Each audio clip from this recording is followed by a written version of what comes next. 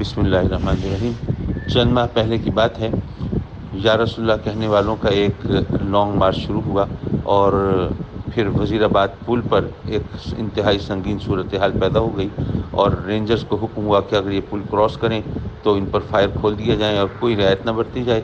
اور دوسری طرف ظاہر ہے کہ جذبات تھے کہ جی اگر ہم شہادت بھی پالیں تو یہ ہمارا معراج ہے۔ ایسے میں حکومت سے نیگوشیٹ کرنے کے لیے ہم نے ایک کمیٹی تشکیل دی اور حکومت سے منوایا اور ان کو بتایا کہ جو لوگ سر سے کفن باندھ کے نکلے ہوں اور ماؤں سے دودھ بخشوا کے چلے ہوں تو ان کو آپ اس طرح ڈرا نہیں سکتے اور گولیوں کی بوچھاڑ میں ان کو روک نہیں سکتے۔ بہرحال حکومت سے مذاکرات کر کے وزیر اعظم سے منوا کے کہ جناب وہ کل عدم کا معاملہ ختم کیا جائے، 4 شیڈول سے جان چھڑائی جائے، جو گرفتار ارکان ہیں ان کی رہائی ہو اور جو اس جماعت کے سربراہ ہیں ان کو بھی رہا کیا جائے، جو بھی ان کے ممکنہ مطالبات ہو سکتے تھے وہ تسلیم کروائے۔ اور اس کے بعد اب ان سے بات کرنی تھی تو وہ شیخ رشید یا فواد چودھری بلکہ حضرت نور الحق قادری صاحب وہ کسی کی بات ماننے کے لیے تیار نہیں تھے، کسی کی ضمانت لینے کے لیے تیار نہیں تھے۔ اتنے میں حسن اتفاق سے شاہ محمود قریشی صاحب کا فون آیا تو میں نے ان سے کہا کہ جی آپ حضور غوث محمد سجادہ زکریا ملتانی کے سجادہ نشین ہیں تو آپ مہربانی کریں اور آپ درمیان میں آئیں گے تو مسئلہ حل ہو جائے گا۔ انہوں نے کہا درمیان میں کس کو ڈالنا چاہیے؟ میں نے مفتی منیب الرحمان صاحب کی بات کی، الحمدللہ انہوں نے مفتی صاحب سے رابطہ کیا، ان کو بلوایا اور اس طرح وہ معاملات طے کرائے۔ اور تمام معاملات چونکہ حکومت سے تو ہم پہلے ہی منوا چکے تھے، دوسری طرف سے شاہ محمود صاحب نے بات کر کے اور معاملات کو سلجھا دیے۔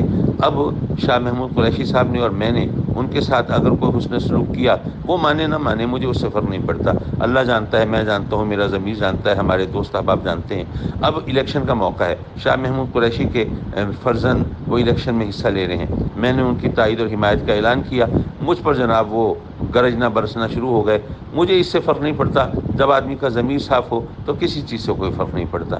لیکن بہت سے لوگ انہوں نے یہ کہا کہ جی ہم سعیدی ہیں لیکن اب ہم حامی سعید کاظمی سے اپنا تعلق توڑتے ہیں، تو میں عرض کروں گا کہ تعلق توڑنے کی اس طرح اعلان کرنے کی ضرورت نہیں ہے، یہ طریقت کا مسئلہ ہے۔